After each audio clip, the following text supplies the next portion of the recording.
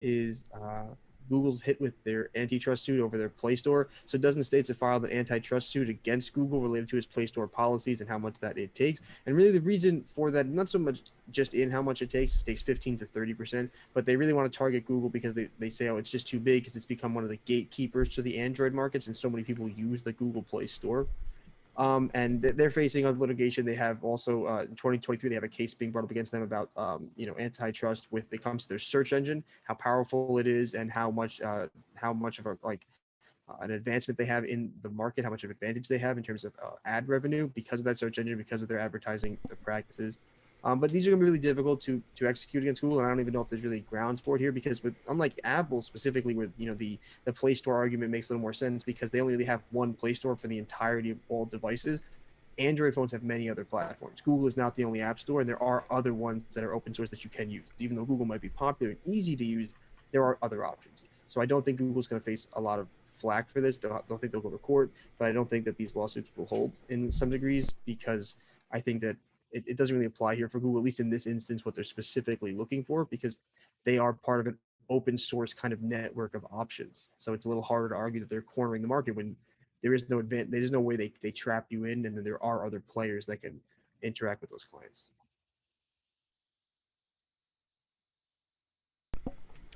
It's all about Android devices. I mean, it's the future.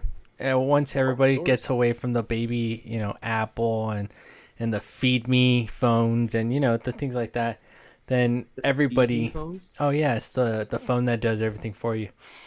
Oh, like literally. Okay, I yeah. mean, it's I see what you're simple. saying. They It's they super. want user interface feasibility, something easy for them to look into and use. Oh, But there's I completely understand Apple. Like for people that don't really either know or want to really have to deal with a lot of if there's a problem or there's all these different settings, Apple makes it very easy. Apple's user interface and their operating system streamlines, and they sell on the purpose of not only looking sleek but being a sleek OS. Just being a streamlined consumer-based product. The only problem is that I think when it comes to technology, it's better to know more about the technology, and it's better to have open source because you have so many options for scalability. That's one of my personal reasons why I don't like Apple. Plus, their business model, how they price things, and how much it costs them to make versus how much profit they extract out of it, I think is crazy.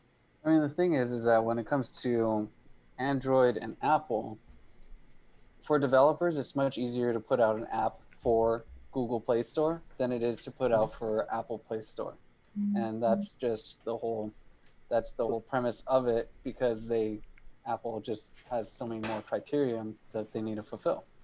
Right. Exactly.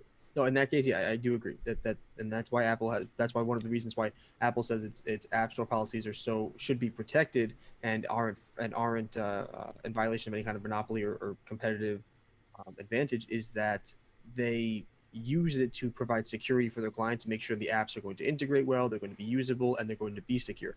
As opposed to when you're on these open source networks where you have to do your own research, you have to make sure what you're downloading is not something that's a virus. You have to make sure that what you're downloading is going to be compatible, that it is working, that's not just some knockoff piece of garbage that isn't going to work and just wants to gain access to information to crop data from you. So definitely agree with that. Exactly. But yes, I don't think Google's really going to face anything, any big hard backlashes though from this because I think there's many options for them to say, hey, there's other people you can go to, there's other markets you can go to.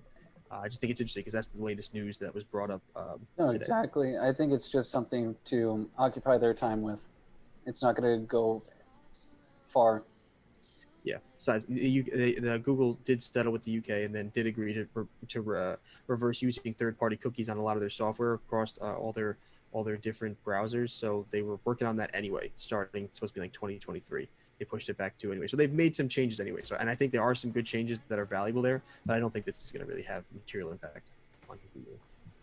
Google, Alphabet, they're still a good stock to invest in. They're always going to be there.